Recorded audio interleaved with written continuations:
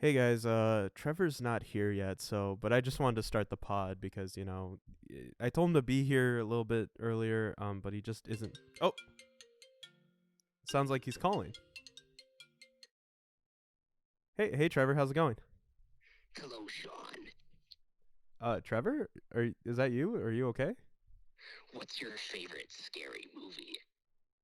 Um, well, why are you asking that? Also, Just answer the question. why aren't you here? I mean, like, we have this, we got to do this. Why aren't you I here? want to know what your favorite scary movie is. Um, I don't know. I really like doing the Jaws episode, and so maybe that's my favorite That scary doesn't movie. count. That's a summer movie. I want a Halloween type movie. um, and there's I don't know. I don't know. What about Scream? The one from 1996. Yeah, that the movie that you chose that we were gonna do on Relax and Rewind. Well, yeah, I chose it because it's a good movie. Oh, okay. Well, are you gonna be here to do it then? I can see you right now. Okay. Well, I'm gonna hang up. Trevor hopefully will be here later. Relax and Rewind. Scream is up next. Someone is playing a deadly game. It all began with a scream over 911. Someone who's seen one too many scary movies. Now, he's taken his love of fear Hello? Hello, Sydney. one step too far. Do you like scary movies? What's the point? They're all the same. Some stupid killer stalking some big-breasted girl who can't act, who's always running up the stairs when she should be going out the front door. It's insulting. There are certain rules that one must abide by in order to successfully survive a scary movie. Number one, you can never have sex. Hey, Sean, this me. Never, ever, ever, under any circumstances, say, I'll be right back. Because you won't be back. Get another beer, you want one? Yeah, sure. I'll be right back! He didn't make the rules. The police are always off track. If they watch prom night, they'd save time. He just kills by them. Don't answer the phone. Don't open the door. Don't try to hide.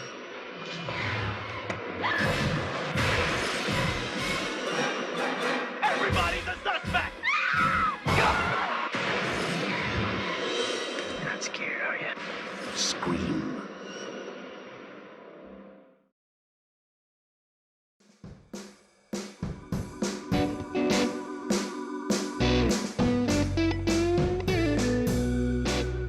All right, welcome back to Relax and Rewind. This episode, of course, is on Scream from 1996, not the one from 2021, but Trevor, or not Trevor. This isn't Trevor. Hi, it's great to be here. You gonna do that voice the entire time? No, I'm not. Okay, well, yeah. Surprise, surprise. The opening was a skit. Isn't that crazy? We do a skit for the opening. But Trevor is not dead. He is here to cover. I'm not. How do I know this isn't like purgatory? Your purgatory is just potting with me. Damn, then you've been dead since July. Or hell. No, no. But of course, as I mentioned, this episode is on Scream. This was Trevor's spooky season pick, the last of the main, not specials, quote unquote, for Relax and Rewind. But Yes. But I always ask why'd you pick this one, Trevor? I know I kind of hounded on you for a scary movie, and you had a little bit of trouble, but why'd you land on Scream? I settled on Scream because I had to. It's an essential. It's like, what's the word, like postmodern scary movie? Like, it's a satire here. Yeah, it's meta. There's layers. It's like an onion or an ogre. Man, what if you put Shrek as like a? We should put. They should. We're gonna cover Shrek. I feel on this. Have you ever watched those trailers that people edit in such a way that make them into a different genre? Yeah, I'd like to see one of Shrek where it's there just has to be one. a scary movie instead. But But yeah, so you had to pick Scream. Someone did a good one with Elf, where it's like a scary movie. It's a good one. Yeah, but going back to Yeah, Scream. Yeah, this is your first. Someone time. does scream in the movie. A lot of people scream in the movie. I know, it doesn't lie. But you of course picked this spooky season, last one. And this is your first time watching it as well. It was. So I've seen parts of it. Yeah, I mean, I think this is. I have been exposed to the Screamiverse. Yeah. But well, I think like this is one, and I think we can get right into like all the stuff to talk about this movie. I mean, I would say that this movie is definitely a new, like not a new film, but it's a new take on the genre that I definitely can see a lot of people. It was a landmark moment in cinema. Yeah, it really was. But I've seen it before, and I think a lot of people our age, especially since this came out in '96, and I think a lot, we're both around the you're 99, right? And I'm 02, so it was before my time. Yeah, it's before our times, but I think we grew up knowing what Scream was. Yeah, just a moment of silence for anyone whose only exposure to Scream is like some of the newer ones. Yeah, you never watched the first one. Well, I mean, like I think like this is an odd thing because like this is actually kind of a good segue into my first kind of like question that I wanted to pose to you is like this definitely changed the genre. I mean, looking at a lot of like stuff on this film. The thing I love about Scream is Wes Craven's in here, and he's just kind of pointing out how dumb all the tropes are. Yeah, and it's like, see, this trope is dumb. See, this trope is dumb. But he made a career on these tropes. He made a career on these tropes, but I guess he just woke up when he was like going into the production of Scream. He's like, you're saying you know what? He's woke? No, I'm saying he woke up one day and was like, you know what? I'm tired of this same old. Yeah. Let's shake it up. But let's poke fun at everything on our way out. Oh yeah. On the way out the door. What I was gonna say is like, yeah, and I think that's what like of course that's the lasting legacy of this film, but it also is interesting because, we like I said, we both were born late '90s, early 2000, and we kind of the horror movies that we kind of grew up with they started to delve it more into what they would call like elevated horror, which they poke fun at in Scream 5 and 6, of like, oh, there's some complex things in this horror, and it's like this movie kind of just goes back to basics, and it's like I think because of this we end up with like it's funny because like the original Scream here, it's like it's a satire. It's poking fun at how dumb all the tropes, the familiar tropes, and how dumb they are. Mm-hmm. But it also is doing something new at the same time, and it has a little wrinkle to it. Yeah. And a little twist. Oh yeah, very much. A little twisty twist. But of course, with this big change, though, it's like it comes a bunch of copycats as well. I mean, yeah, including the Scream franchise. Yeah, I mean. Yeah, you're really right, honestly. I mean, I think Scream 4 is literally like that's part of the playing reason on the tropes of the Scream franchise coming back in the late 2000s. That's part of the reason why I have such a big problem with the following Scream movies is because the first one was already a satire. I mean, you have the one girl in the movie is like, "Don't kill me, Mr. Ghostface. I want to be in the sequel." Yeah, and like that's in the first one. And it's like you've already like the bottom of the barrel has already been scraped. Okay, like have you seen what more nuance could you have in your commentary here? Yeah. And well, have you seen any of the Scream sequels? So I've seen like parts of them. I've never sat down and watched like all of them, beginning to end. Yeah. So, just keep that in mind, people. But I've seen all of them except 6. I've definitely seen parts, and it's like at one point the Ghostface killer is like a movie, and it's like a movie inside of a movie. Yeah, which is already dumb.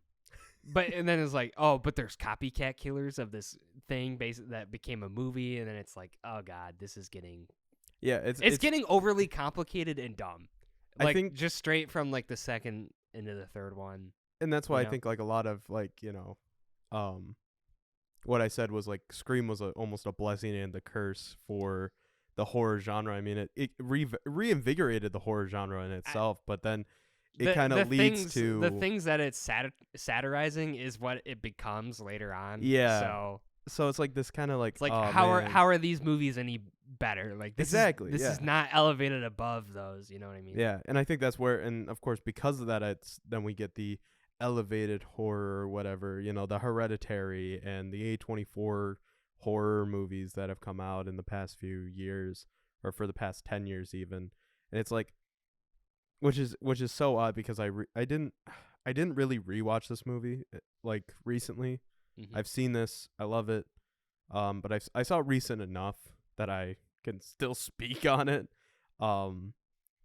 But it's odd because like with Scream, rewatching some of these scenes, I was like, man, why don't we just go back to slashers? Like, because they're boring and they've done everything they can with them. That's much. True, yeah. But even then, it's like, and then I remember. But I was gonna say, and I remember stuff like the Halloween reboots, the Halloween reboot that came out 4 or 5 years ago. I think it was 2018. So that might be that's 6. No, that wasn't 6 years ago, was it? That's 5 years. I don't know. They had multiple ones in that franchise just called Halloween. So who knows what year they came out? There's I think 4 Halloween. They're just titled Halloween. Imagine if Scream didn't number their movies. Well, they don't. They don't do number 5. They do the Halloween thing with but the 5th one Scream again. They put like a V for like the but it's not called numeral. Scream V. It's not like Saw X. Like well, it's Scream. So it's like it like, and this kind of goes into like, oh, it plays on it, like it does this thing where it almost feels like Scream is above everything else, but it almost swoops down to their level to joke on them. And I think that's actually what I really like about the first one. I like the janitor that's just dressed like Freddy Krueger. I think that's Wes Craven himself, actually. Is it? I think so. That's funny. But like it's so interesting as well because like I was like looking at a lot of all this stuff. I was like, it blends the old horror tropes with these new ideas really well, honestly, throughout the Scream movies. But I mean, like, it's because like you got, like you said, it's the final girl or whatever. It's the drunk teenagers, the teenagers having sex. The video store employee is laying out all the rules for us. Yeah, Randy. Yeah, Randy. Yeah. Gotta love Randy. The life of the party. He dies in number 2, which sucks. Oh, I forgot he didn't die at the end of the first one. Yeah. I just watched it today. Yeah, he dies at the end of the second one. He's like, actually. He is an actually type of character, but that's not what traditionally happens in horror films. It's like, okay. Just dunk it on Randy. But it's funny. But I mean, like, in all honesty, it molds those old horror tropes with the new, like, the whole meta ideas really well, though. And it sounds like I'm, like, shitting on Scream, but I actually genuinely really love this franchise. I think they could get away with the meta-ness in the first one. But as you go in the sequel after a sequel, being meta... it just, it's angering. Yeah, even though point. I love it's like, it gets so dumb. Like I said, even though I love the franchise, it does feel like I said, it to make the joke, it has swooped down to its level. But then there's times when it's like later in the series, they swoop down to the level where it's like, I don't know if this is the joke. Actually, I don't know if it's actually being satirical or this is like the actual thing. It's kind of like, I think when we were talking about, especially when you look at how like thinking back to Scream 6, that was the last one, right? Yes, that one came out this year. How polished that one was, how I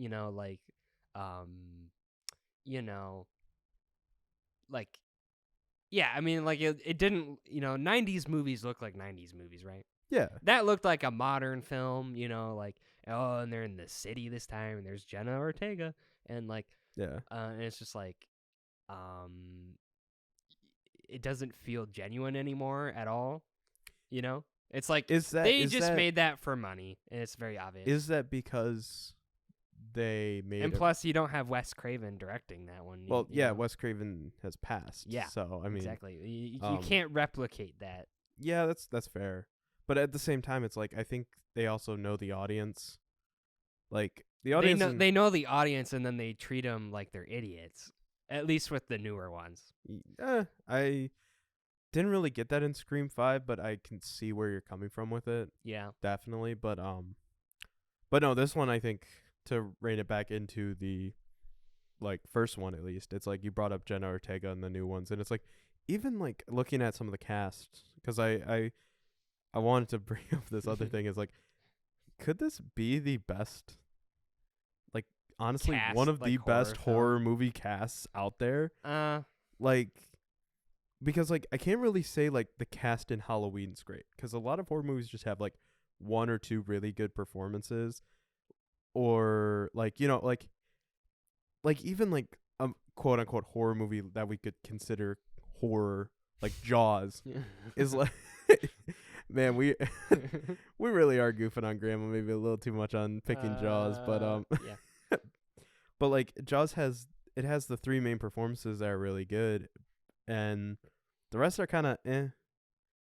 Like Halloween has Jamie Lee Curtis, and that's like a great performance, and Donald Pleasance. Who else is in that movie? Like, it's like no it's one? like no one else. It's Yeah, like even but Friday the 13th is like I'll counter you with this. Yeah, sure. Scream has like Henry Winkler in there, but like, does he really add anything? I think he adds. I mean but even though he doesn't add anything, it's still dumb like side tangent.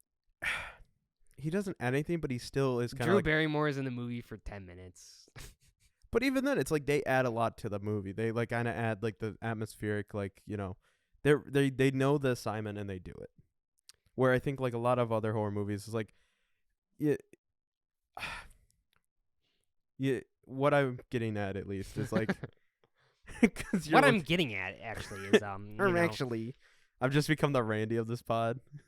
Well, in traditional movie, horror movie settings, the virgin's the one who survives, blah blah blah blah blah.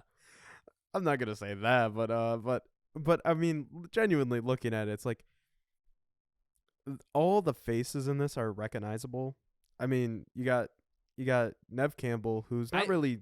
What else is she famous for? That She was in No, she's in The Craft. Let me pull up Neve Campbell. What's that? It's another horror movie. How the hell do you spell Neve Campbell? Neve. Neve. Mm-hmm. Oh wow, I put an extra N in there. She's in the Scream movies, Wild Things from '98. She reprises her Craft. character way too much in the Scream franchise. It's like how much. Well, she's like the main character. I know, but it's ridiculous. It's like how much trauma could one person possibly have happen in their life? It's ridiculous. That's also going on to the. That's also the fucking horror trope, though. But it's ridiculous. I know it's ridiculous, but it's a horror trope. They do it to like 4 different movies. Here's more Ghostface killings because you're somewhat related to the events of the first movie, you know. Let's keep going. Okay, but even then, it's like you got Neve Campbell who just cast someone else as the lead, guys. You can do that. They did it in Scream 5. Yeah, not in Scream 6. So it only took 6 movies. But I mean, like looking at the thing, it's like Courtney Cox. Great, she's great in this. Is she the reporter? Yeah, I mean, and of course, everyone knows her from Friends. But overzealous reporter lady. but like David Arquette. Let's put a camera in someone's house just to record a house party. It's also like a teen house where like they're recording teens who are that's underage drinking. It's like unethical. All you need is that party to dissipate and one couple to get on that couch, and then you are in possession of something that you should not be. Well, she's not concerned about it. She's about getting the scoop, baby. Yeah. She needs the story. But anyways, you got David Arquette, you got Skeet Ulrich, Drew Barrymore, Matthew Lillard, Rose McGowan. Like all these names are pretty big names, even kind of now. I mean, Matthew Lillard. Matthew Shaggy's in this movie. Shaggy is in this movie before he played Shaggy. But I mean, but like, it's honestly like a great cast. Even the side characters are great. It's like, I can't think of another. I don't know if the cast does anything for me though. Like, okay. I don't know if the cast really makes it like I feel like a lot of, no offense to Scream fans, but I feel like the characters really could have been played by anyone. Well, I want to do a counterpoint then to this. If the characters feel like they could be played by anyone, does that make the characters more believable within the story then? They felt kind of believable as teenagers or whatever, even though they were probably all 25. Because you get like, I think so. I think like most of them were like, Neve Campbell is 50 years old right now. She was born in 73, and this came out in 96, so she would have been 23. 23. Okay. I mean, you got Disney Channel stars right now that are in their 20s. They're like 45. Yeah, playing. they're playing. Hello, fellow kids. It's the Steve Buscemi one with the cool band shirt. It's like, what do you do, fellow children? Like, basically. They need to stop doing that, by the way. Just cast people the right age. You know? Yeah. Well, then you run into child labor laws and stuff like that. That's why like stuff like Euphoria, all of them are like 26. It's like they're all playing like what, sophomores or juniors in Euphoria, and yeah, because actually, I might have just answered my own question of like, why aren't we doing like horror like slashers anymore? It's like, because all teens don't want to watch slashers anymore. They want to watch fucking Euphoria. Yeah. What if there was a plot line in Euphoria where there's just a killer running around? Euphoria like, season 3. I've never seen that show. I've never seen it either. I just know the memes. But I know the memes of like. I know it's extremely dramatic. Yeah. I know that. But we should. Well, I guess you did answer your own question. People don't want to watch that anymore. Well, but then also there's endless amounts of children trying to see R-rated films. So yeah, we know that all too well. But it's like. But like, I love telling them like, hey man, you're not missing that much. These movies aren't that good. We're in a post-Scream world. We really are. Yeah. Like slashers suck.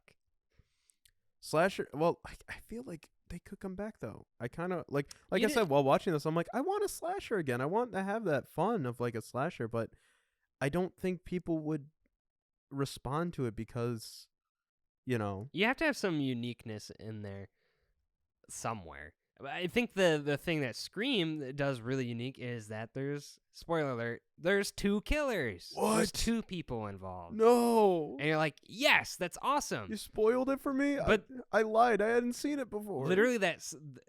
No, I mean, I feel like that the first, if you didn't know that and you're watching the first time, I already knew that. Yeah, it's the staple.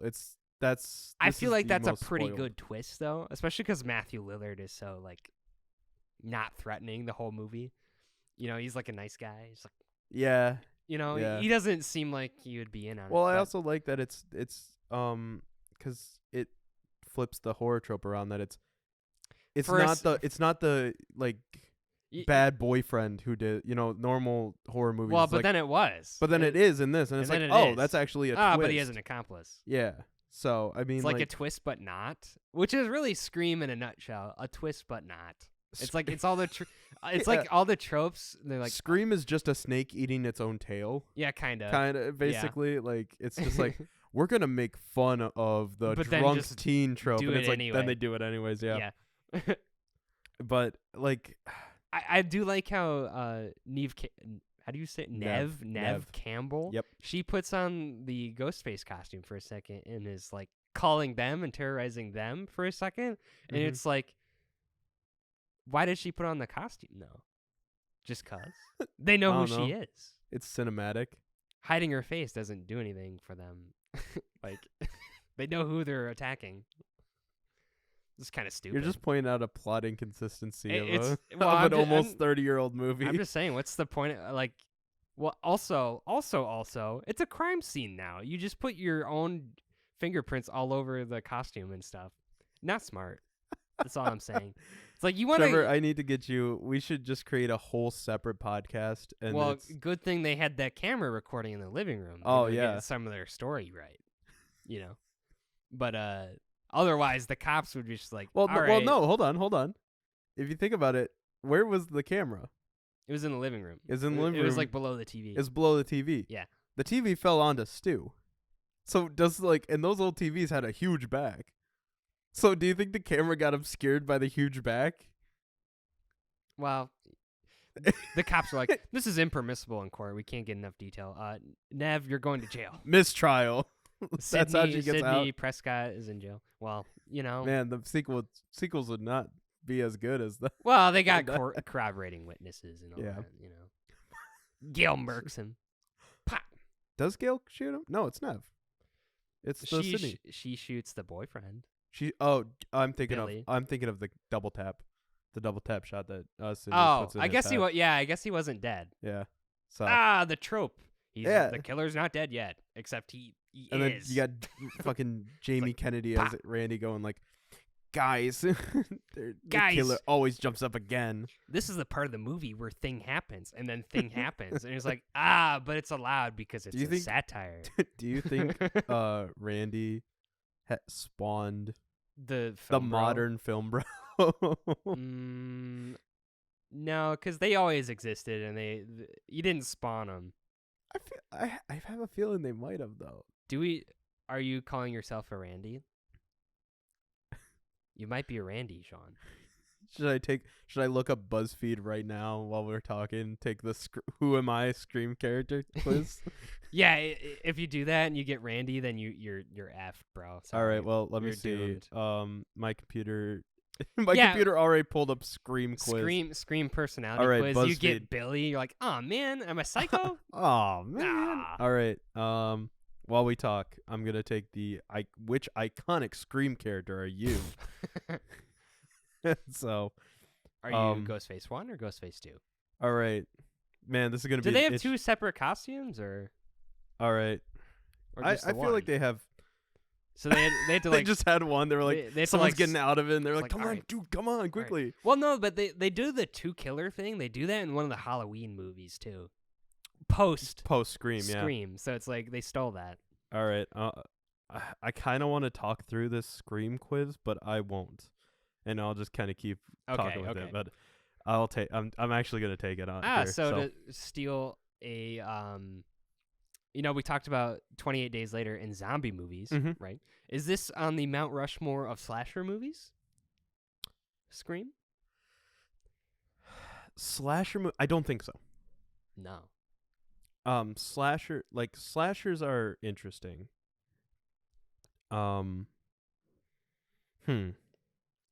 Maybe I don't know. I feel Well, like because I feel like you it's- have to have Friday the 13th, Halloween, Mhm. Texas Chainsaw. Is that considered a slasher? I'd throw it in there. Yeah. Even if he doesn't use a knife, he's using a chainsaw. Yeah, I'm looking up. I'm taking the You're quiz. multitasking. I'm multitasking, guys. Sorry. Iconic slasher movies. I'm looking that up by Google. I mean, Nightmare on Elm Street. Did I already say that? You said Friday the 13th. I said Friday the 13th. Nightmare on Elm Street. I think Freddy Krueger has more street cred. Yeah. Than So but at the same time, it's like, which is also by Wes which- Craven, right? Yeah. Yeah. Yeah. But it's like at the same time, I'm like, I don't know. Scream might sneak in there. Beside if we don't consider I feel like Texas, Scream's satirical stance kind of puts it like inside the Mount Rushmore or something, like Yeah. like something at the base of the mountain ready to explode the mountain type of thing. yeah. If we consider 'Cause that's kind of, I feel like it did enough to change the Scream genre. is the one kid who didn't get honor roll or something at school, or wasn't a part of a club, and was like, I'm gonna go do my own thing. Come with me, guys. And like 5 other kids were like, okay. Because I mean, like, and because I feel like that's what it is, though. Scream is we're not really saying new things. Did but horror movies get more creative after Scream? Because I feel like they didn't. they might. I feel like they might have been more creative when it was the slasher. Because like Nightmare on Elm Street. Think of Nightmare on Elm Street. That's a very creative idea. I mean, kills you in your dreams. Kills you in your dreams. Okay, but where it's like now it's like, oh, it's a demon. Like the one thing that I keep going to is like Hereditary, or The Witch. It's like that's just those are both great movies. Those are great movies, but they're they're not like they're just comparable to you're scared because you can't see it kind of thing. So, yeah. Sorry, I'm taking this quiz as well. And also, it says, I gotta say, I can't take a killer seriously when they are like the most clumsy individual ever, or they're like crashing into all the doors and stuff, like tripping and like they make fun of that in a Scary Movie. You've seen Scary Movie, right? Yeah, I've seen Scary Movie, and I think that I actually wanted to bring up movie. I wanted to bring up Scary Movie. It's like the call is coming from inside the house. You can see he's like kicking his legs behind the couch. I've seen, yeah. Well, I also wanted to actually that's a nice little like what's up? Oh yeah. The was up. I love that the mask in that scene changes. Yeah, to, like, expression. Yeah. But like, and that kind of also adds into the lasting legacy of this film as well, because like parody movies never really touched on horror. Well, it's also funny because Scary Movie is making fun of something that's already making fun of other scary movies. Yeah. Okay. Talk about a snake eating its tail. Yeah. Like that's kind of funny. I want to say I've finished the quiz. Yeah. Did you get Randy? It had 1, 2, 3, 4, 5, 6 questions. So okay, that's a very small. Very small. I got Kirby Reed. You don't know who Kirby Reed is, but she is. No. Is she in the first one? She's in the 4th one. Oh, and I thought 6th it was one. Just any Scream character based off. That's a lot of characters based off of 6 questions. Here, maybe I'll like you I need can't believe Scream I'm doing 96 this on the pod. Exclusive. All right. Well, I that's the only one I can find. Give me a sample question, by the way. Oh, you want a sample question? Yeah, of that? sample question. All right. Well, off of that quiz. Do you like scary movies? Man, this is the best type of podcasting. Just doing quizzes for no reason. All right. Which iconic Scream character are you? You know what? Well, it's 6 questions. Why don't we just take it for you? Do you work in media? Okay, you're Randy. Whoa! Advertisement playing. Cut that out. It's not playing on the pod. It's just playing in there. All right. Take a little detour into the BuzzFeed quiz section. First, what quality do you look for in a best friend? Honesty, loyalty, kindness, sense of humor, forgiveness. Is it like a Did I typo say on there? No, I think I just messed up my brain. Forgivenessness? Yeah, I just said forgiveness. It's okay. We'll forgive you. Oh, thank you. Forgiveness and creativity. That's supposed to determine what character. That's one of the questions. That's one of the questions. That was a lot of choices. I forgot. Yeah, they're 6. Already. Honesty, loyalty, kindness, sense of humor, forgiveness, and creativity. Is there an option for is a psycho? No. Okay. Well, that would. I so feel like good thing we're not getting Billy. Yeah, I wouldn't want to get Billy or Stu. I would want to get Stu. Loyalty. If you answer loyalty, is like okay, we're going in on these murders together. Okay, you're Billy. All right, which one? Just give me the. We got 5 more questions for you, bud. Honesty. Honesty. Okay. Yeah. Choose your favorite Scream movie cameo. Drew Barrymore, in the first one. Jada Pinkett Smith in the second one. Henry Winkler in the first one. Sarah Michelle Gellar in the second one. Liev Schreiber in the third one, and Kristen Bell in the fourth one. Liev Schreiber is somewhere in this first movie. Yeah, he's in the second movie, and I don't know he's what the opening character kill in the third one.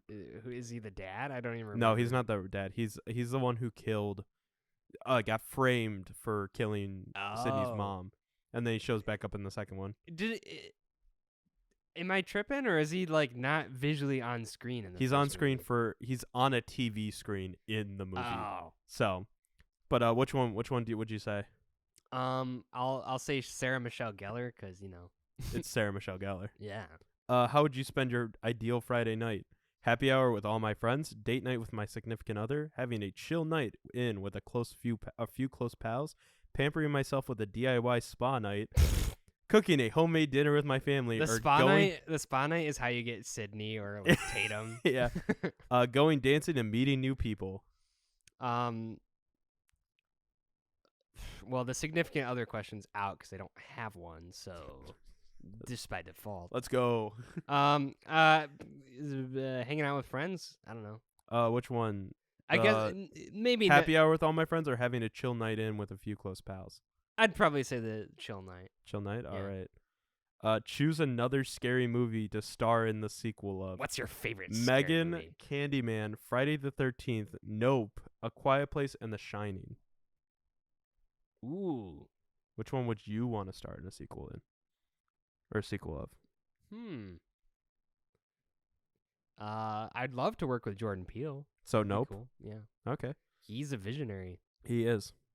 He knows what's up. He's okay. Talking about reinventing the horror genre. I Jordan think Peele is if we were doing to see great something, things for horror. if we were to see something equivalent to Scream, I feel like it would come from Jordan Peele. Something that The only thing is that I don't think he would want to do a sequel of it. I don't think he would do like a satirical horror necessarily. Because He's got the comedy background though. He does so. have the comedy background, but I think there's something about being good at comedy that lends itself well to knowing what is scary. Yeah. Maybe that's a crackpot theory of mine, but I feel like it's true. Yeah. You know? But so It's you like a answered no. philosophical. We got 2 more questions. Philosophical moment. Oh no, there's a sound coming from inside the house. Pick a weapon to defend yourself with. Lamp, Battle axe. kitchen knife, Mace. golf clubs, flower vase, can of hairspray, hydro flask. What's a hydro flask? It's like a water bottle. What was it? What I don't. Oh my gosh. Lamp, kitchen knife, golf club. Lamp? Why would you choose a lamp? I don't know. Golf clubs, flower vase, can of hairspray, hydro flask. I'd say golf club. Golf club? I could mess Okay. someone up with a golf club, I think. Finally, this is the Okay, final okay. question. Cast a celebrity to play Ghostface in Scream 7. Oh, God. Harry Styles, Gabrielle Union, Dwayne The Rock Johnson, Jennifer Coolidge, Paul Rudd, or Selena Gomez. I would love to see Dwayne Johnson be. He's like in a costume, but like you know how Isn't he like jacked 6'7"? Yeah, he's like jacked in six. Like he's 6'7". He's huge. He's like in like he's stretching out the Ghostface costume, and it's like, man, what if he played a who teenager? could we? Who is the suspect? What if he who was could playing? it be? What if he was playing like a teenager with them Yeah, too? also, yeah. He was like, "Hey, what's up, fellow kids?" And they're like, "This guy, this Ghostface." Oh, don't worry about him. That's just Dwayne. He's cool. He's a foreign exchange student. Yeah, Dwayne's like, hey guys, what's up? I'm I've never killed anyone. and then, Oh, there's a who st- would do such a there's a heinous thing? There's a mysterious 6'7" jacked beast of a guy murdering people. Who could it be? Who could it be? But, It's like the main suspects are Dave Bautista and Dwayne Johnson. Yeah, I would go with Dwayne because that'd be Dwayne. funny. That'd be funny. All right. And if it's satirical, did I get Billy? They make the say I'm no, Billy. you got Dewey. Dewey? Yeah. I am so okay with that. I am so okay. Dewey is like my favorite character in the movie. Not gonna lie. He is a great character. He's responsible. He, It says you're sensitive, loyal, and a Okay. natural born leader. there is C. Look at that. I feel like I fit those qualities. Also, he gets with the reporters. So, Hey, yo. yeah. He has a little side thing. he's got Courtney Cox on the side. But Yeah. Where were we originally? How did it Dewey's get- literally the best character in Scream. is he though? I think so. I just find him He's very there's amusing. something amusing about him. Yeah. I will say you brought And up he doesn't die, right? He gets stabbed, but he's okay, right? he gets stabbed in like most of the movies, but I'm pretty sure. He like just survives every Should time. I just? I don't want to spoil. Will you watch Scream? Will you watch all the rest of the Screams? I don't want to spoil anything. For at least you. Honestly, I don't know when I'm gonna ever get. He probably will dies at in the some fifth point. one. Why Yeah. would they do that? Because that's like He the only- horror trope that they kill off a legacy character. Dumb. Can we talk about legacy horror for a second? Because those Yeah. are terrible. Quit trying to reinvent the same movie. Just make something new. Is that so hard? And Yes, because Hollywood- stuff Hollywood- like Beau is Afraid doesn't do well at the box office. Well, I don't even know. Was that a scary movie? That's considered under horror. Well, whatever. Okay, is it hard to make an original movie that isn't weird like Beau is Afraid that will actually get people to see it? I feel like it's not. Blumhouse probably has done some stuff. but, like, Hollywood's like the Black why- Phone. I'd say why the do Black that? Phone. The Black Phone was okay. We saw the Black Phone together. Yeah, the Black Phone Yeah, was that good. not bad. Original idea, Yeah, which is all I asked which I for. think is going to be made into like a series. So And they're gonna milk it, yeah, turn it into a franchise. yeah. The 12th movie's like, the Ethan phone Hawke is is- ring. The phone is like, yeah, we know. Yeah. We know. That's the whole thing. That's the whole thing. The How did we phone get? rings. How did we get here? Is my question. Honestly, Well, we're just talking about Scream and like its Yeah. legacy and stuff. did Did you have a favorite kill in the movie? Because I Me? would vote for Tatum getting caught. Tatum in the cat garage door. is so funny. It's so funny. Well, the worst. Actually, you brought up Scary Movie, and that's actually might be a nice Rose way McGowan. is the actress. Yes. So I'm assuming you've seen Scary Movie all the way through before you watched this? I think I saw a Scary Movie before a lot of Because those I saw things Scary. it's making fun of. I know. I saw Scary Movie before this. So my perception of like Dewey has forever not. It will forever be the Deputy Doofy from Scary Movie. Oh, Like, he's a bit of a doofus, but yeah. But I kind of want to go back to because you asked if this is in the slasher hall or slasher Mount Rushmore. I feel like we'd be like, "Hey, Scream, you want to go on the Mount Rushmore of slashers?" And Scream would be like, He's "No, too edgy. I don't want to. I I'm don't too even want edgy it, and yeah. different." Well, If I had a choice, where to counterpoint that I'd ask is because I think if Texas Chainsaw wasn't considered a slasher, I think that's where we'd put Scream. I think Texas Chainsaw is kind of like the OG kind of like But yeah, gory that's film. like That's just like gross. but it's still kind of got the slasher blood in it. Because like slashers aren't necessarily gory, you know? yeah, well, Kind of. yeah, I mean, but the it beginning still of has Scream, they did cut open the guy. Ew. that's true. Yeah, That is gross. He's like, ugh. Just leaking but- everywhere. my counterpoint to you is where do you think Ghostface sits in the like horror movie killer Hall of Fame? I don't know. I went as a Ghostface for Halloween once. Really? Yeah. Why? I don't know. Literally no idea. Okay. Cheap costume. You're just like, oh, that's cool. Did you have the one with the mask and the blood that? yeah. pours up? Any costume, yeah. any costume, a Halloween costume where you're wearing a mask, your face gets all sweaty. It's horrible. Why would anyone choose that? I was not. Yeah, I was probably like 12. I don't know. It was not a good decision. A little bit of an edgy teen that wants to be scary but not too scary. Well, I think it was more of just like I need a costume, and I didn't have a costume. So you found a mask of Literally low budget, like yeah. you know. But like, where do you think Ghostface sits in the horror killer Hall of Fame? I mean, kind of iconic. yeah, it's but very iconic. I mean, it's up. Like I said, it's up there. I feel like the whole iconicness of the Ghostface thing is like surpassed the movie. Like, I'll be honest, the movie's just okay. Oh, okay. I mean, it's good. It's good. Yeah. It's you know, it's kind of stupid though at the same time, but I think it knows that. It's not saying that Yeah. it isn't. It definitely is aware of the fact that it's kind of dumb. Oh yeah, definitely. Which And is that's bonus points. That's what the movie. Like I said, but you know, you get to Scream 6 and like, yeah, this movie is kind of dumb, and like the movie's telling you that, and it's like, well, yeah. Then why are you it's making the, it? Yeah. It's the 6th time. Yeah. You know, we're treading the same kind of grounds here. Because I think in that one, there's like a whole effigy, like monument to Ghostface, and you're like, this is like commentary on like the legacy fans. You know, like That's true. Yeah. building to it's Like I said, I haven't seen it's 6, so it's I so don't know. it's so meta it hurts. Like it's like cringy, like big time for me. At least for the first one, there's not you know, it doesn't have to worry about any legacy. It's just the first one, you know. It's That's like fair. let's poke some fun at other scary movies, you know. Yeah. And it does that well. Was it bad though? Like I think I think I've said it. Henry Winkler didn't need to be in there at all. They're like, oh yeah, the principal died. Anyway, all the kids are like, woo! They run out of the house. Where are they going? Where are they going? They're going so that They're like, oh sweet, we can ransack the school now or something. yeah, let's go ransack the crime But scene. that's what happens. Like they all leave. I know. They leave Randy there alone.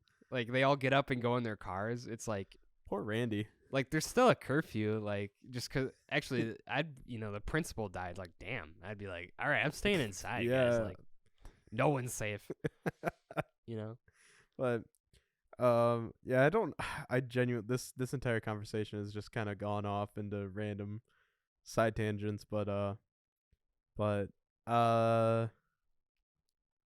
trying to think of like anything else that we want to cover before we go to the You don't have a plan, Sean? I have a plan. I just some structure.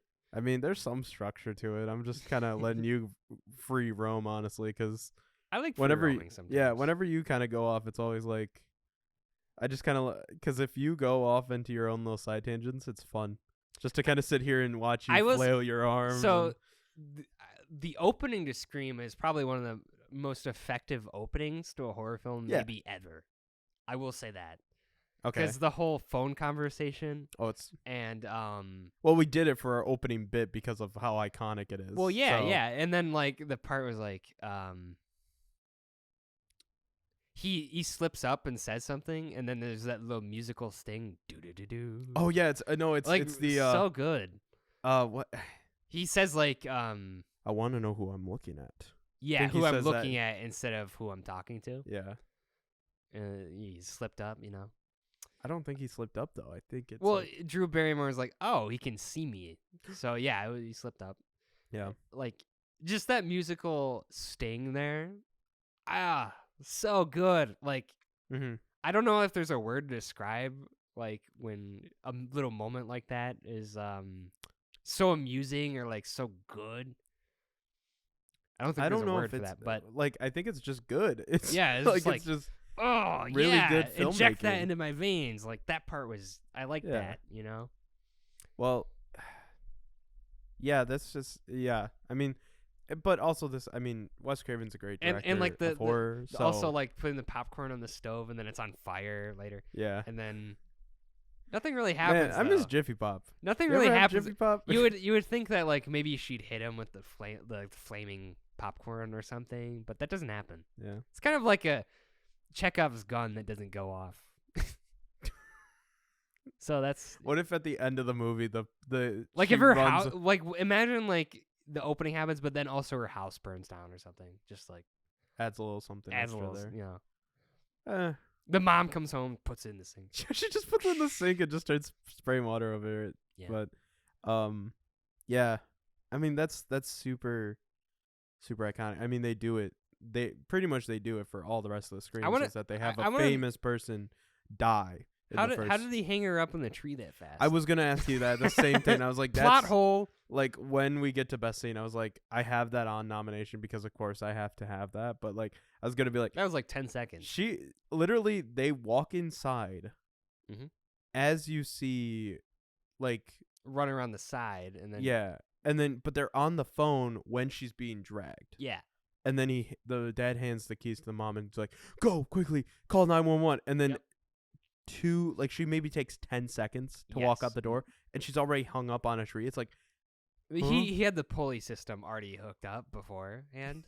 He planned it out. She's like making the popcorn. It's like, what's that little figure out there? It's both of them going quickly. Get the pulley system. Maybe if two of them were present. I think two. But I thought one of them had an alibi or whatever, and that was the whole thing. So like the whole two killer thing is great. I think that is a very creative choice by Wes Craven, and a lot of movies have copied it since then. Like, oh snap, last minute twist. We're talking like third act of the third act twist. There was a second person involved. And it's none of them are as effective as like Scream. Maybe I don't know if that's the right word because some of them are effective for sure, but like none of them are as original. Yeah. You know? Yeah. So even that, but like I said, even though this one's not even that original, because it's like, it's just playing on the trope of like, oh, the one that we thought did it all along actually did do it. It's like, that's just a reversal of the horror trope where it's like the one that we thought keeps did you on it your didn't do it. the but then it's person like, we least suspected did it all along. yeah, but it's not that. But it's actually I said it backwards. Yeah, I was like, the person we most suspected all along did it. yeah, It's like, oh, that's anticlimactic. yeah. There's at least one movie. But There was a movie that just did that. Where it's like there wasn't a twist, and it's like it really needed one. is Knock at the Cabin, I think. Well, Knock at the Cabin Wasn't that like, because I know definitely a lot of people, needed a twist. but it, like the twist was that there was no There twist was in an no M. Night twist. Shyamalan movie. Yeah. There There was a scary movie that did it just recently where there's like, nope, it was just the person you suspected right away. And you're like, oh, that's all right. So like that can be done, but like, man, you're risking it by doing that. Yeah. So I'll give Wes Craven credit. That's perhaps I mean, a bold especially move. around this time, like horror was kind of just sequel after sequel. It's getting derivative. It's getting derivative, and then it's like, Doesn't Jason go to space at some point, and then like Michael Yeah. Myers goes to space? I don't think Michael Myers goes to space, but I do know Jason Like Freddy Krueger and Pluto. Freddy Krueger. Freddy Krueger goes. Well, to I mean, Pluto. Scream. We should write that. Ghostface went to Manhattan. I think Scream 7 should take Well, place. Jason went to Manhattan. That's literally, Yeah. I think, Well, Friday the 13th, like 8. well, It's isn't like that Jason takes New York. isn't that dumb then? Yeah. It's like it's less scary because like it'd be easier to get away with murder in a big city, wouldn't it? Yeah. Like, there's more people in the well nowadays there's cameras everywhere, so it'd actually be harder. But that's beside the point. Yeah. But nothing like. What's next? Scream 7 in space. Like you make that joke, but then they just do it. Like the Fast and Yeah, I was Furious gonna say thing, it's like they Fast and literally- Furious did it. They did it. Yeah. My point is, there's nowhere to go with it at this point. We've already satirized everything we could satirize. Should we just burn it all to the ground? No more new movies. No, make a new original thing that's not Ghostface. But everything's been done. Jason. That's Actually, you just said that everything has been done. well, perhaps you have a point. Horror movies just wrap it up. There's nothing you can do at this point. Damn. Nothing new. Well, I mean, this one also, even though it did something new with the film, it also did something new with the release date. Did you read about this? No. It was released in like December. Like, I wonder if that's just because they didn't have faith it would be good so or do well. So I actually, it's on the Scream Wikipedia page. I was going through it and I read it. So this was of course produced by someone that is very bad, the Weinsteins. Yeah. Ew. Yeah, gross. But so the Scream premiere took place on December 18th of 96. It's open. It was released on December 20th. So 5 days before Christmas, this was released. And so Scream is a Christmas movie? Confirmed? no, it's Put not it that, right next but- to Die Hard. So this is the reason why Bob Weinstein said that they opted to release Scream in December as quote as a counter programming offering teenagers an alternative to more traditional holiday fare. The decision was unpopular with cast and crew, with Williamson, the writer of the film, expecting the film to fail. Weinstein explained, quote, "People said we were crazy to put out Scream over Christmas.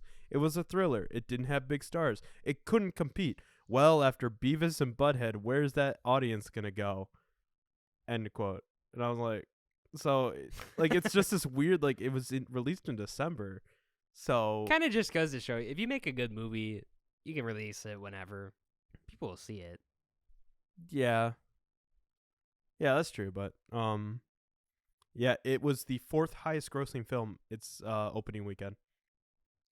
Behind 101 Dalmatians, Naturally. Beavis and Butthead Do America, and a movie we've already covered in our short life of Relax and Rewind. Can you name that movie?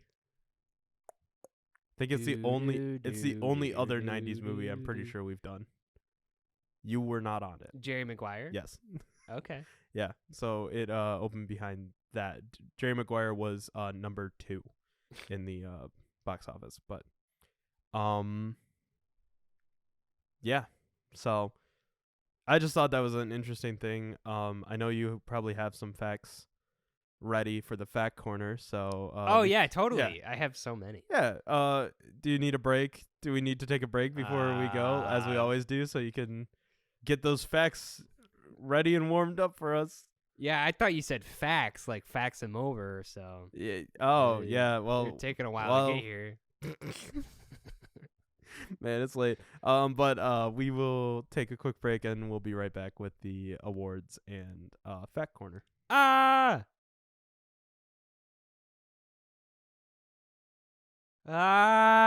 See, I was screaming the whole break. Okay.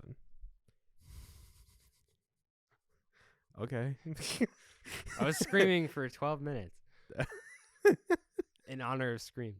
All right. Well, welcome back, everyone.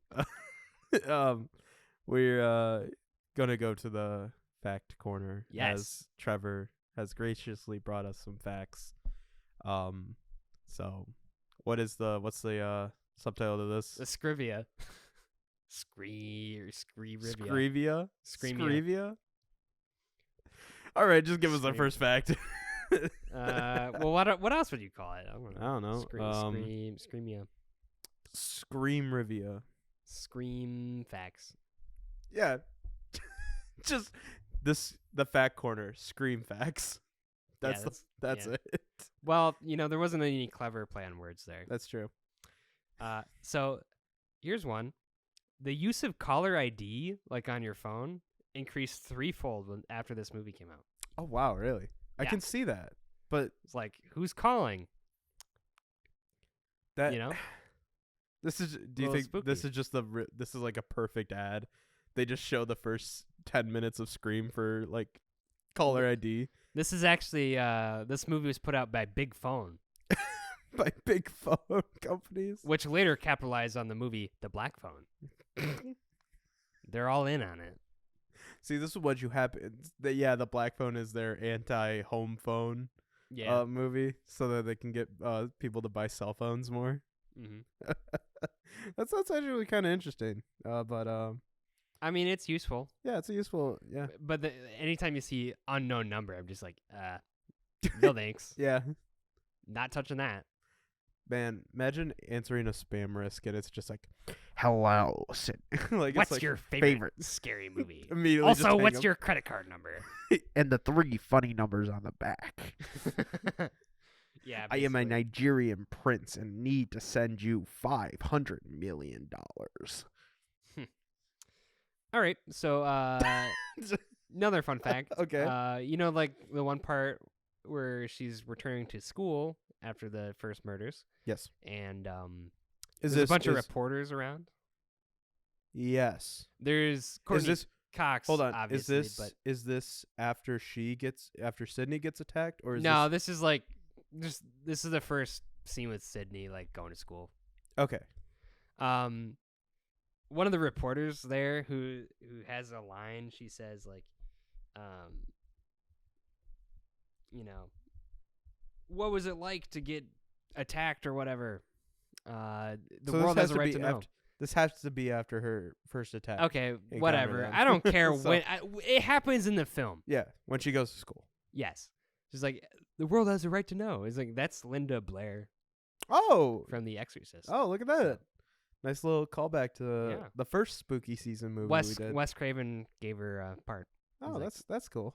Yeah. I like that. Well, speaking like. I love when like horror icons kind of show up in other horror movies, Mm-hmm. So, anything? What's another one? Hit me with another fact. Matthew Lillard's pretty much only in this movie by chance. He Oh, really?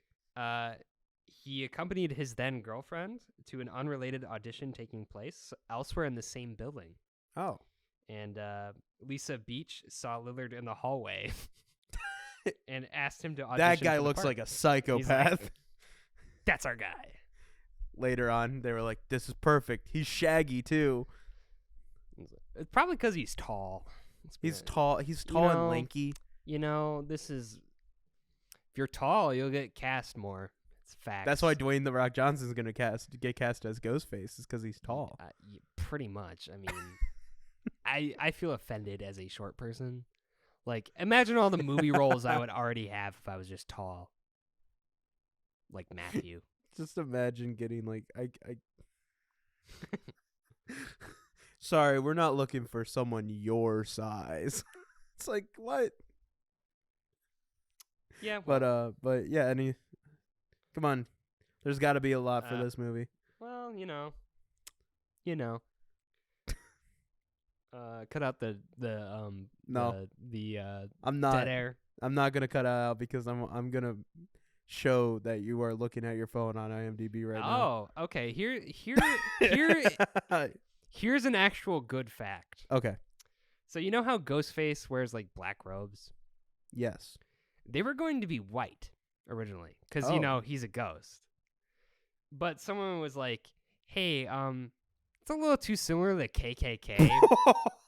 Oh no.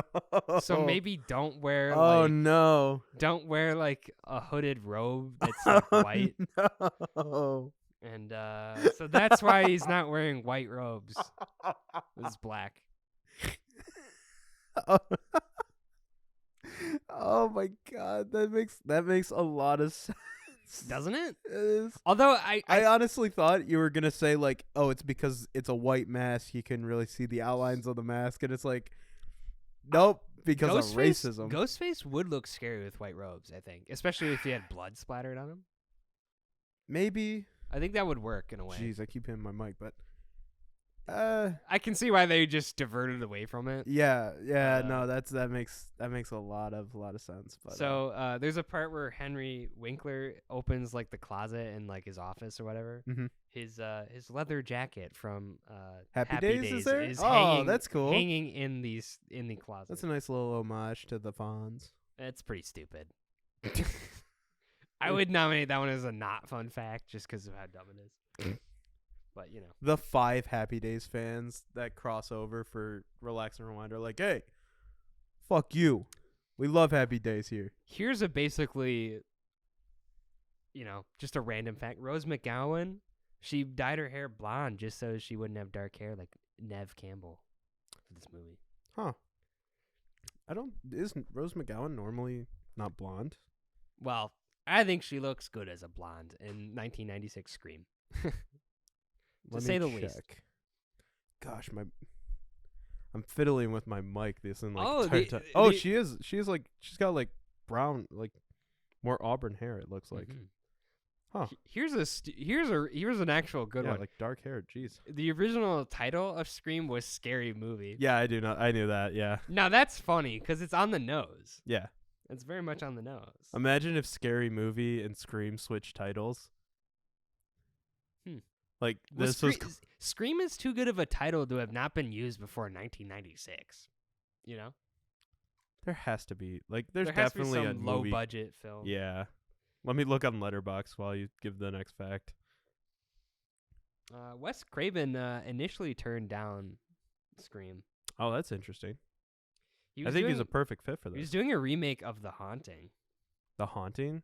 Yeah, and he was considering going away from horror in general, it looks like. Oh. But he came in after Drew Barrymore agreed to be in the film. Damn. Okay. So I did find one movie from 1981 called Scream. This is the synopsis. The tagline is, "It was a dream weekend until the nightmare began." Huh. A group of friends on a rafting trip down a river stops at an old ghost town to spend the night. Soon their rafts disappear, and then they begin to eliminate, or they begin to be eliminated one by a mysterious killer. The first review on Letterboxd, that's a quote popular review, says, from Tony the Halloween Terror, "Is this the most boring slasher ever made? Probably. Love that VHS art though, and the director's name. The director's name is Byron Quinsonberry. Nice. It's the only film he ever directed." So Wow. looking at the cast, yeah, they're kind of not really well. I mean, one of them was in The Searchers, so but yeah. Any other facts, or should we go on to the awards? The special effects artist used about 50 gallons of fake blood. And I just want to say, like, where did it go? Because I don't remember it really. 50 gallons? Like, that's a lot. That is a lot. Yeah. Well, I mean, there's a couple of scenes. if you think there's probably some takes that they had to do, they had like to have multiple different times.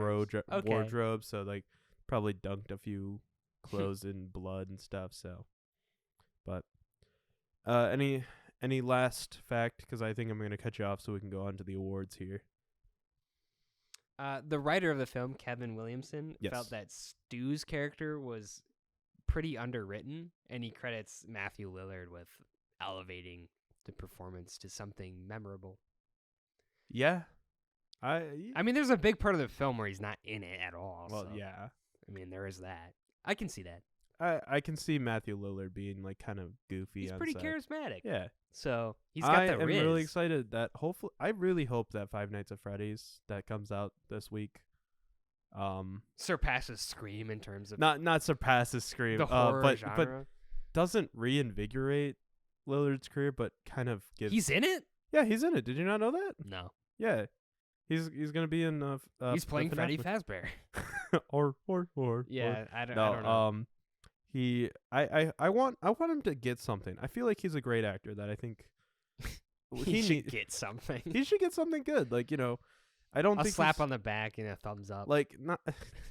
Good job, Matthew. I feel like he might be typecast at Shaggy a lot. I mean, he does the voice of Shaggy well, now, I mean, but like he like voluntarily is still like that's his main. but I that's think, his like, main job nowadays. But I think he's a good actor. I think he needs to do some more stuff. Some more. Maybe what if he had like a Brendan Fraser kind of thing? He comes back with like a A24. I need to do one important thing in my life. Yeah, he saw the whale and was like, "Damn it, why can't I do that?" Man, imagine Matthew Lillard as a whale, just a bunch of prosthetics on him. Oh man, that'd be crazy. Yeah, because out of all of his, he's only been in since 2015. He's been in 3 movies that have featured him live action. Wow. So, and isn't one of them like the All's Fair and whatever? He's all that. He's in that. Well, they filmed one at the Renaissance Fest, and I was there that day, so we were trying to get in the background. Oh, really? Yeah. Well, it could it have been like it totally flopped as a movie. It could have been, but Matthew Lillard is in it. He's in some like TV. So he's still doing stuff. I mean, he was in the Twin Peaks remake. He was in 4 episodes of that, but like he hasn't been in any like movies. He's been in 3 that have live action. I think he could easily get a lot of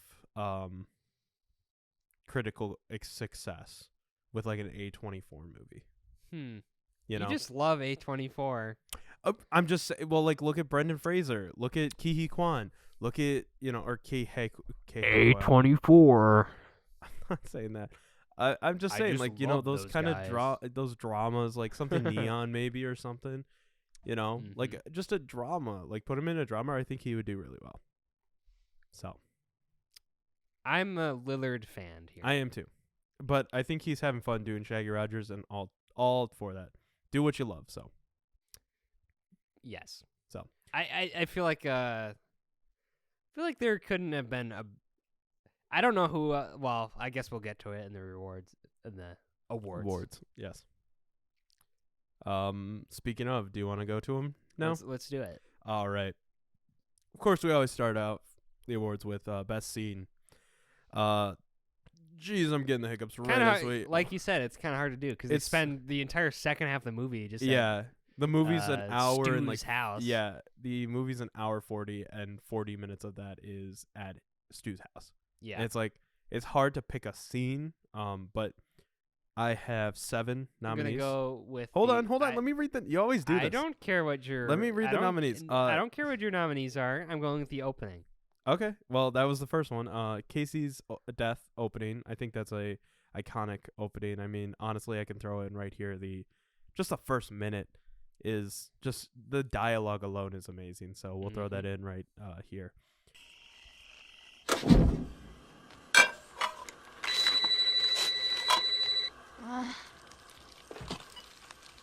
Hello? Why don't you want to talk to me? Who is this? You tell me your name, I'll tell you mine. I don't think so. What's that noise? Popcorn. You making popcorn? Uh-huh. I only eat popcorn at the movies.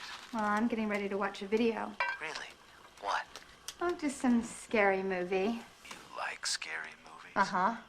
What's your favorite scary movie? I don't know. You have to have a favorite. What comes to mind?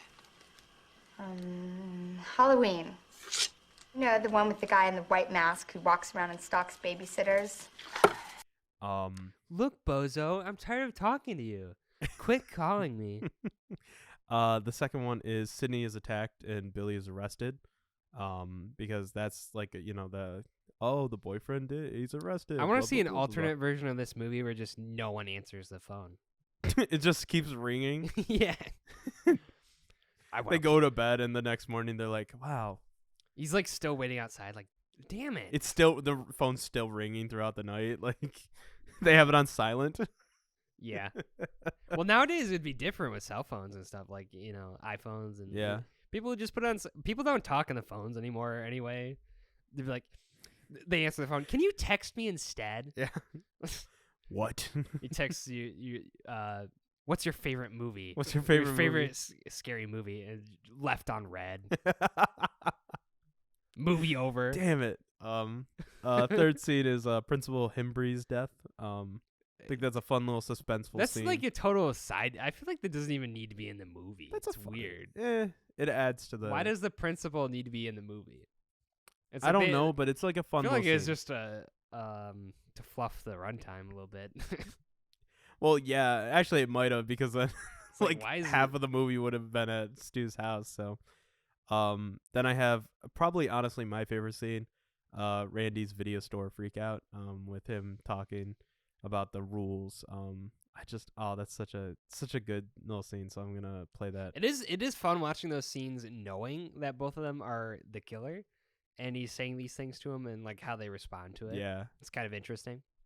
Well, I'm gonna play that, kind of him giving the rules right here. So. Well, he gives the rules at the house party. I thought he gives he is. We'll play the. Like, we'll different. play right now. We will play the video store scene, and then later on we'll play the him giving the rules.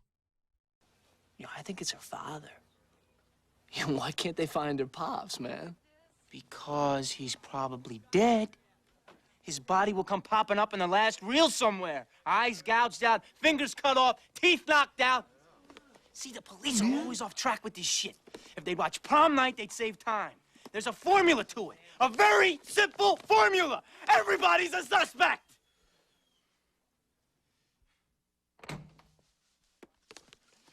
I'm telling you, the dad's a red herring. It's Billy. How do we know you're not the killer? Huh? Huh? Hi, Billy. Maybe your movie-freaked mind lost its reality button. You ever think of that? You're absolutely right. I'm the first to admit it. If this were a scary movie, I'd be the prime suspect. That's right. What would be your motive? It's the millennium. Motives are incidental. Millennium.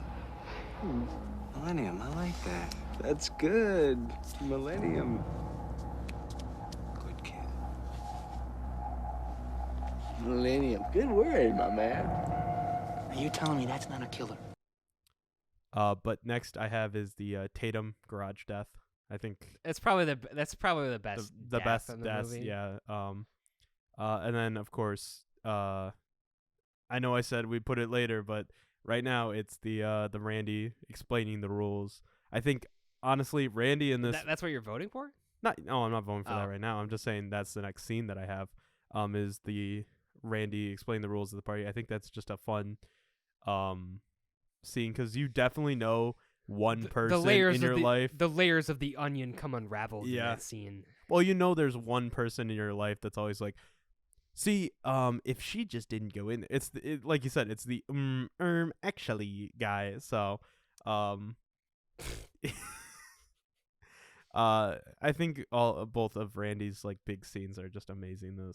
But then I have the iconic Stu and Billy killer reveal. It's funny because like he holds the voice changer up to his voice, but I feel like his voice doesn't change. It changes a little bit. It's like it's not enough to like note it. It's funny. Yeah. It's like you sound the same. So like, and this is where that and then the next one that I have the last one I have is Stu and Billy's death. They happen so quick together that I'm just putting them together. But it's so weird to put those because like pretty much that is the last 20 minutes of the movie, and like it's still last 20 minutes of the movie is just like people are just like running around and like yeah. It's like this is so disorganized. This must have been like a nightmare to coordinate. Well, it's like it took like 21 days to film the entire house party. Yeah, and the fun facts, I didn't read this one, but people had like they made T-shirts like I survived scene 118. Yeah, I wonder if those if there's like a shirt out there on like eBay that you could buy. Could probably buy it. So, but also in that little like Stu and Billy kind of threatening, but also revealing their plan. There's I think when Stu gets stabbed, there's a great scene with him like on the counter, and my parents are gonna be so mad. That's where I was like, Matthew Lillard is just amazing joking? in this.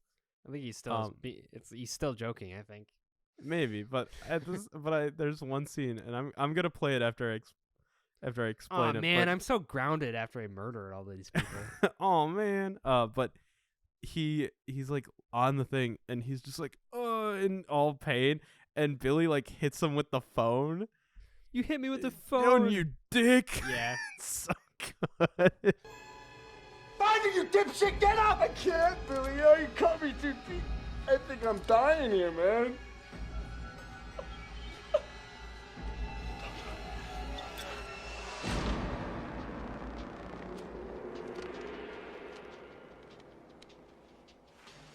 Hello? Oh, Stu.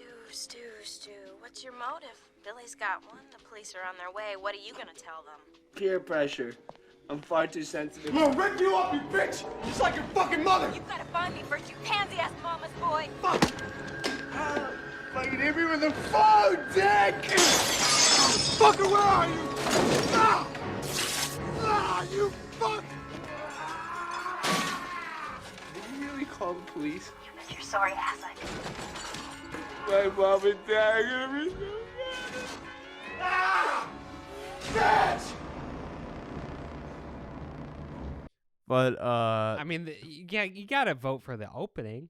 The opening's great. I think I'll go with the opening as well, but I think my runner-up would have to be the video store freak out though. Everyone's a suspect. Everyone turns and looks at him. Like, yeah. Like, what the fuck is this guy on? Yeah. But I like it. Yeah, it's great. Next award, best actor. So I have. This is gonna sound weird, but I have Nev Campbell, of course. Mm-hmm. Skeet Ulrich. I forget who Billy, he was. The guy who plays Billy. Okay. And Courtney Cox. Because I think. Well, I'll go with Nev. I was gonna go with Nev as well. I think though Skeet Ulrich does a really good job of playing like a. Is he the killer? He's a loving boyfriend. And then when he was revealed, it's like, oh man, that actually is. He's like, okay, this guy is clearly devoid of feeling, even from the beginning. Yeah, but I don't know. I think he gives a great performance in this, and like I said, the whole cast gives a great. The whole performance, oh, he's obviously the killer, but then he's not. But then of course he is. It's like, oh, mm. It's like, I guess it was. It's hard to say because it's like predictable, but not. It's like it's like Schrodinger's Scream. Cat, yeah. Schrodinger's screams. killer. He is and is not the killer at the same time. Whoa. And then That's insane. and then Wes Craven opens the box and reveals like, that he is actually. Yeah. It's like, oh, and you're like, oh, it's kind of disappointing. Well, damn. I mean, I also put Courtney Cox in there because I think that's just an iconic performance as Gale Weathers. No wonder she comes back for literally all the other movies. It's like making a reporter a character in this movie is so weird. Like a it's random. I think it's weirder that she becomes a main character later. Is there a on. commentary about like how media, something? Maybe. I don't know. There's something about media. There's like a There's little thread definitely in there. there definitely is like a behind like media. All these kids are very media savvy. And then the news kind of informs, and it's like, oh, they're trying to be, She's just there to embellish the story. But then, so I think we're both giving it to Nev. I think she Yeah. does a great job as Sydney, and no wonder she's in. I think the 4 other sequels. They were except so 6. worried about making a Scream movie without her in it, very clearly. Yeah, well, she's not in 6, so Yeah, and she's finally like, you know what? I'm tired of these. yeah. I like the paychecks, but come on, guys. Next award, Best Supporting Actor. So I have Matthew Lillard. Dewey. It's Dewey. I have Matthew Lillard as Stu, David Arquette as Dewey, Rose McGowan as Tatum, Jamie Kennedy as Randy, Henry Winkler as Principal Himbry, and Drew Barrymore as Casey. Imagine voting for Principal Himbry. Henry Winkler. Like, why? I don't know. He's like buff barely up in the awards a movie. little bit. I know you're gonna go Dewey. Okay, I'd say Dewey kind of as a joke. I'd probably say Matthew Lillard. I was gonna say Matthew Lillard. Like I said, he just gives this performance.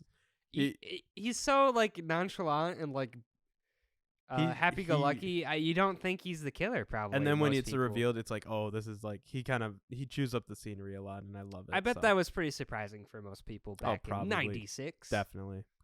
Not for me though. It was spoiled ahead of time. It was spoiled in 2023, but so. But yeah, no, I think we're both going Matthew Lillard as well. So, we've already talked on length about him. Yeah. So we'll spare it. Favorite character though: Sydney, Billy, Stu, Gale Weathers, Dewey, Tatum, or Randy. Oh, Dewey. I was gonna say Dewey is my runner-up. No. Who's better than him? I like the way he has the ice cream and like he goes to like his boss, the police station. His boss is just like looking at him. He's like, no. All right. You got an ice cream cone there, bud, huh? I am gonna say Randy is my favorite character. Just because Why? Because you're like, he's literally me. He's the literally me character. No, I think Jamie Kennedy gives this like kind of great, like. Oh man, it's there goes definitely my chance with Sid. Yeah. I think he gives like for him that character is great because it's like, especially when he's drunk and he's talking to Halloween. I'm like, that's just a great like visual comedy. Jamie Lee behind you. Yeah. Behind you. But I would also have to go Stu as well. I think Stu's just great. Great little fun character as well. So Sure. I think honestly it might be a tie between Stu. I like Dewey because he's funny. Randy. Yeah. He's funny. Best line. Best piece of dialogue. There's a lot of good lines in here. So Oh, don't kill me, Mr. Ghostface. I want to be in the sequel. yeah. Stu, did you really call the police, Sydney? You bet your sorry ass I did. And he starts crying, and he's like, my mom and dad are gonna be so mad at me. It's like, I don't know. Like a line reading like that is like, what am I watching right now? It's like, is this horror? Is this comedy? It's definitely it's like, what what is this? It's a meta. It's a commentary. Yeah. Okay. Oh, this one's pretty good. Now Sid, don't you blame the movies. Movies don't create psychos. Movie makes psychos more creative. It's like, oh, okay. Okay. I didn't realize. Wouldn't that be less creative if they're just doing what they see in the movies though? Maybe. I don't know. I'm refuting his line. That's all. I didn't catch this, but Gail, Jesus, the camera, hurry! And then Kenny, the cameraman, goes, "My name isn't Jesus." I didn't catch that. I didn't either. catch that. It's supposedly it's on here, part. and I want to find where that section is. I might, if I find it, I'll put it right here. That's a dumb joke. But That's not my name. that's not my name. They're really. I mean, of course, you gotta go. You gotta add in the what's your favorite scary movie? It's like it's iconic. There's not really a lot, honestly. There's stuff that stands out, but nothing like super big. There is that scene when it's the opening scene and Casey goes, "Listen, asshole," and he goes, "No, you listen, you little bitch." It's like he just gets all angry and stuff. It's like, oh okay. I tried to replicate that with our opening skit a little bit. You should call me a bitch. I didn't go that far. Oh, I could have though. If you wanted oh, and then Randy yelling, "Everybody's a suspect." So, I don't know what my favorite quote one is, but I think it might have to be at least the Stu, like getting hit with the phone even, and him going, "My mom and dad are gonna be so mad at me." Oh, I do like is that what you're looking for? All my life.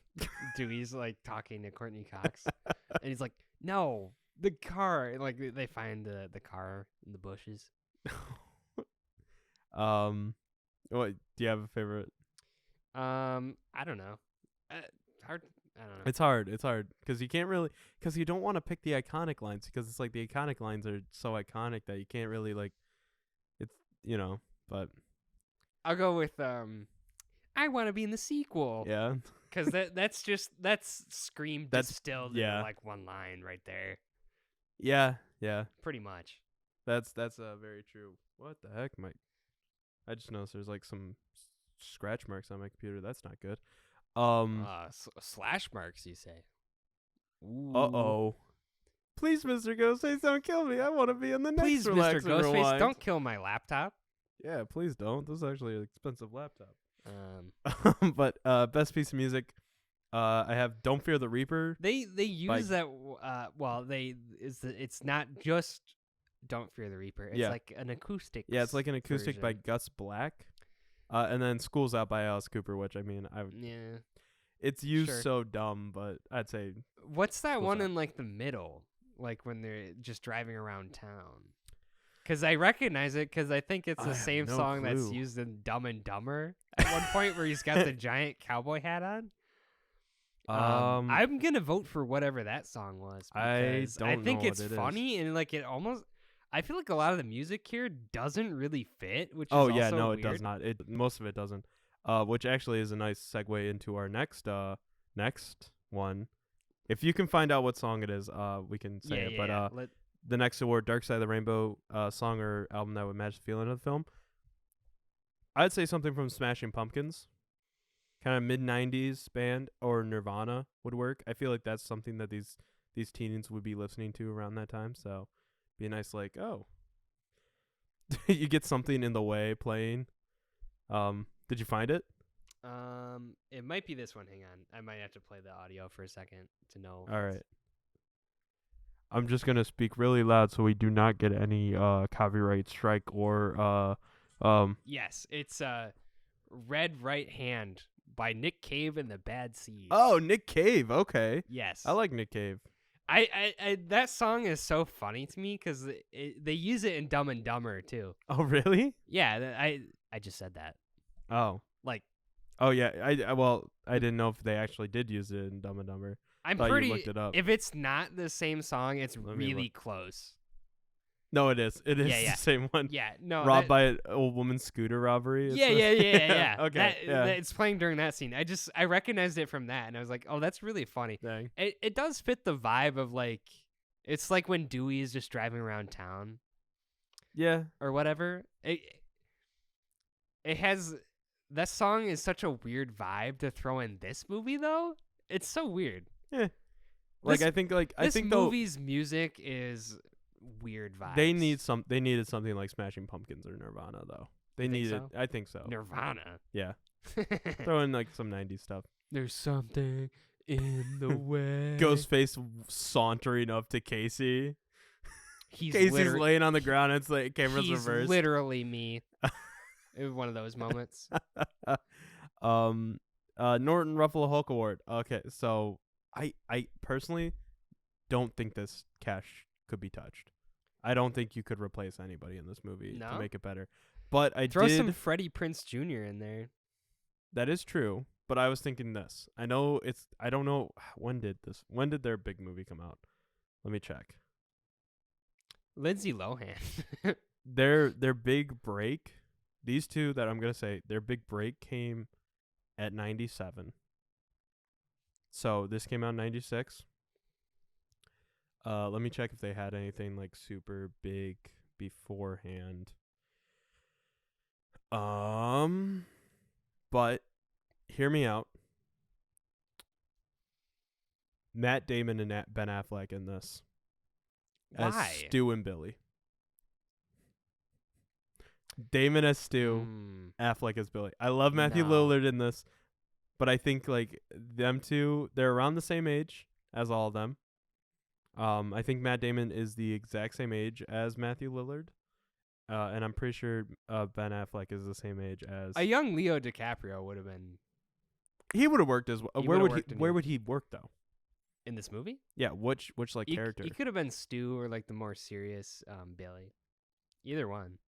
Just have this feeling because He would be was, good as a charismatic young fellow who you would expect not to be the murderer, and then he is. Yeah. Yeah. For sure. Oh, never mind. Matt Damon was in School Ties before this, so he might have actually had some. He might have had some like decent stuff as well as. Oh, I forgot. Ben Affleck was also in School Ties as well as Dazed and Confused and Mallrats before this. So, but then he also. I just remembered. Do you know Ben Affleck's short film that he directed? His first short film. No. It's called "I Killed My Lesbian Wife, Hung Her on a Meat Hook, and Now I Have a 3-picture deal at Disney."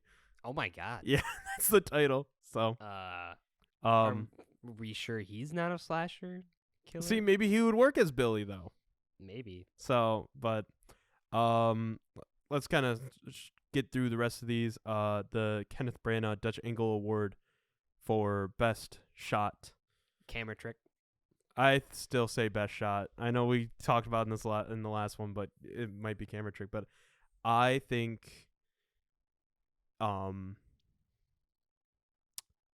the shot of best shot for me would maybe be the Ghostface standing behind Randy when he's drunk. I think that's kind of iconic. It's okay. I mean, there's not really like maybe the "What's your favorite scary movie" shot where she's like kind of on the table. It's not really like a good shot in this.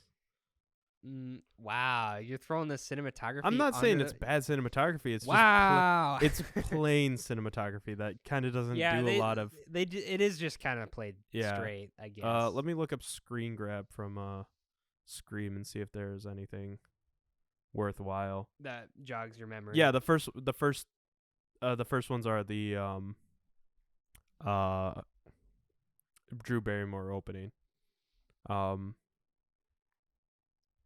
Yeah, nothing really. I mean, they play it safe, and I think that's actually really good for this movie that it kind of plays it a little safe with not doing a lot of camera tricks. If we did camera tricks, I'd say maybe the fast like pace, like run up to the Casey body at the end of the opening. Yeah. So, but there's I guess I mean I see this one still from the movie where it's like you see the ghost face. Oh, the ghost face in reflection. the reflection. But that's such a fast scene when it's Casey yelling. I know. I don't think I even noticed watching it today. So, but that's a lame ending to that category. Sometimes we don't have one. Sometimes the category works. Sometimes the category doesn't. So, there should have been a couple Dutch angles. That's what it needed. It needed Kenneth Branagh. Actually, you know what? Actually, how about this? Best shot of the film is when Himbry hears something outside the hall, and he like looks out, Wes and it's Craven. Wes Craven and the Freddy Krueger, and he goes, What'd you say? yeah, that's the best shot of the film. Muppet Mayhem.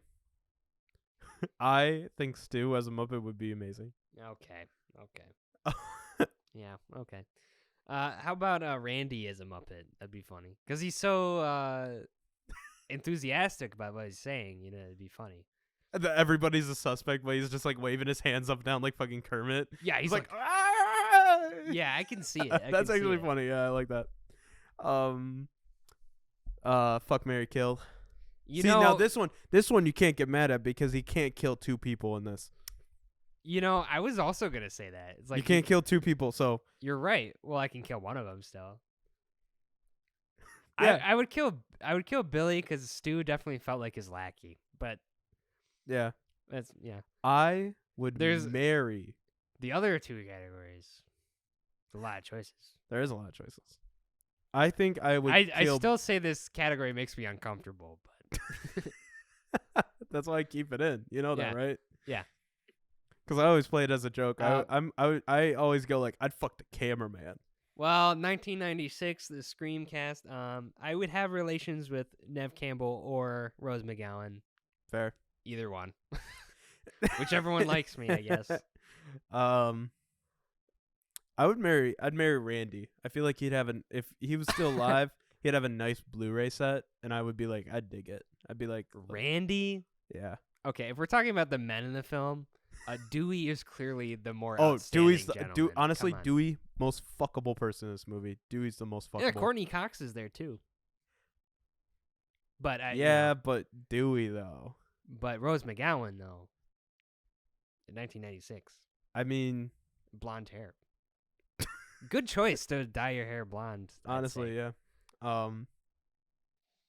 Yeah, I would fuck Dewey. Dewey's fuckable. Why not? All right.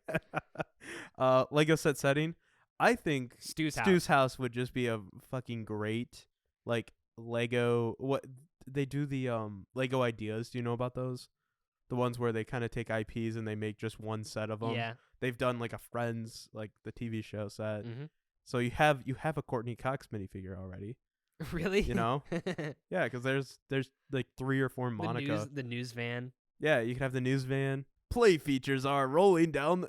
Imagine, you know what they do? You don't get a Rose McGowan, you don't get a Tatum minifigure. You just get a half a Tatum minifigure. Right, because she's in the garage. She's in the garage door. I like how Ghostface murders Tatum in the garage door, and then no one goes to that side of the house. The rest of the party. No one goes to the fridge for more beer. No one checks out that side of the house at all. Nope. And we don't even know how much time elapsed. It seems like there's a jump in time, and like no one has gone over to that side of the house whatsoever to see the hanging body in the door. It's a movie. I'm just saying that's highly suspect. Okay. Also, because she was bringing beer to the rest of the party, and from the fridge, and then she didn't return. She didn't return with the beer. I'd be like, "Hey, where's my brewski? Where's my brewski beer?" Then I'd be like, "All right, I'll get it myself." You said it was Stu. You said it was in the garage. All right. Oh my gosh, there's your body. You know what I'm saying? No, I get it. Highly unlikely. Yeah. And then everyone's like, "Oh yay, the principal's dead. Time to leave." And then they leave, and then they almost run over Dewey. Why? Almost, don't Why they? do these events happen? I don't know. It's like things just happen for no reason. I'm just saying. Rant over.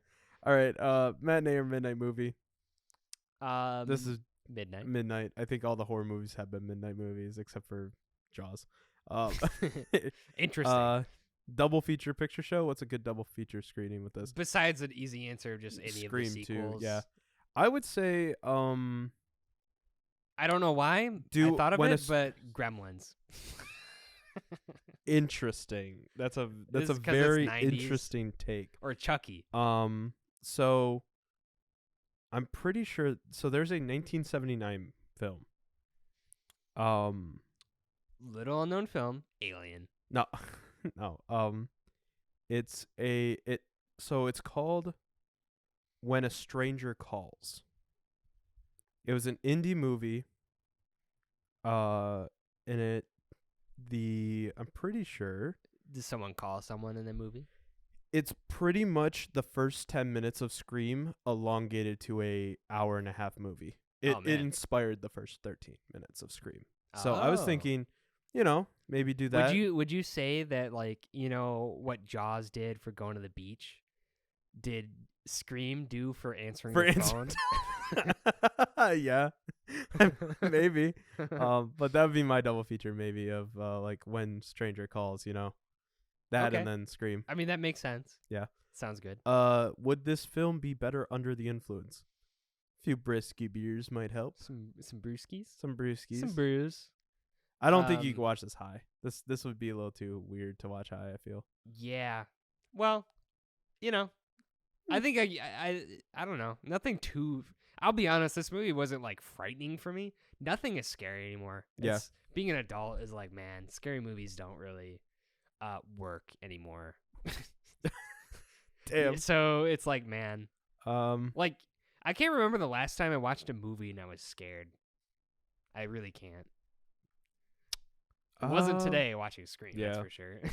Didn't we see a horror movie together just recently? Well, we saw it's Haunting in Venice, Haunting in Venice, which yeah. is and only kind of a horror I got film. freaked out by one scene, and that was because it was a jump scare. Oh, was it the parakeet? Yeah, It no, was- it was the chandelier falling in that. Well, the chandelier crashing down was loud. Yeah, so it kind of like spooked me. it was a like a little. jump scare. Jump scares, I Um, don't think count. By the way, I wouldn't consider a jump scare. Fair, that's fair. That's cheating. Because like, think about it. You could flash anything on screen, and it would still be scary. Because Yeah, you're right. Yeah, a sudden loud sound, and then like, oh, a smiley face. yeah. Ah, it would still work no yeah. matter what it is. So yeah, I like I said, I don't think you watch this high though, but Does Scream have a lot of cheap jump scares? I feel like it doesn't. it doesn't. No. I feel like most of them are like earned. Yeah. See with friends alone or on a date? I think on a date, I feel like this you one could could this work could be as a this one date this movie. one out of all the horror movies, this one would work best as a date movie. You know, Especially if you're a Randy type. Just explaining that. explaining All right, explaining babe. the So tropes. horror films generally have this kind of trope. Like you're pausing the movie, like he's pausing Halloween, yeah. and to like give the rules. And he's like, Yeah. "All right, in this next scene, this next scene is great." You're just like explaining it. I like that. I like that. It's really funny. I think with friends also this one will work. This one alone kind of just is like okay, you know. Yeah, it's my fine. my live reaction today. Yeah. What's One Night Stand or Comeback Kid? I think this is a very good Comeback Kid. Very rewatchable This one movie. is rewatchable for sure. This one I think is a one. every every fall. every 4 Halloweens. Yeah, I can watch it. And then final rating out of 10. What'd you give it? I don't know. You got to give me a number sometime. This might sound lame because I do feel like this movie was really influential, Mhm. but influential does not equal good necessarily. Yeah. I think that's not a controversial statement. Like just because it's influential doesn't mean it was that great. Yeah. I would only give it like a 6. A 6? 6.5. Okay. So like, it could like if it caught me in the right mood, maybe a 7. I have to go with an 8 on this one. Honestly, it's influential. It still holds up. That's a big thing for me. It still holds up, and I very much despite all the blocky cellular phones and all that, it's Mhm. not it's not that dated, I guess. Yeah, it still works. It's great. I like it. I think it works, and so I'm gonna give it an 8. But of course that's the end of our awards. Mm-hmm. So we are done with Scream. We're not done though with spooky season. No. We have a Halloween special coming up. literally in we're going back to the other master of horror besides Wes Craven. Yeah. John Carpenter. John Carpenter once again. He will be our 2-time. We will have covered 2 John Carpenter films then on this pod. So we'll be doing Halloween, of course. Yes. And we'll be releasing it on Halloween. We'll be releasing it on November 1st, guys. Yeah. But that also means, though, even though Halloween is going to be released on Tuesday, we're still going to have a Friday episode. We guess still have a Friday episode that week. So it's my pick. Oh, you And get to pick. Sean wondering- gets to pick. I'm wondering, should I say my pick now, or should I wait for the Halloween episode to say my pick? I'm going to give it up to you. Should I say it now, or should I wait? I think you should wait. Should wait? Yeah, because then people have to watch the Halloween They have to listen to the Halloween episode. Ha-ha! Got Gotcha, 'em. guys. All right, then. Well, even though it's not my pick, the next episode will be Halloween, and then I will have my pick on there. So go listen to the Halloween one. It'll be on Halloween. You know, get a little in the spooky mood. Listening to us speak for probably an hour and a half, but yeah, we're gonna have so much extra candy.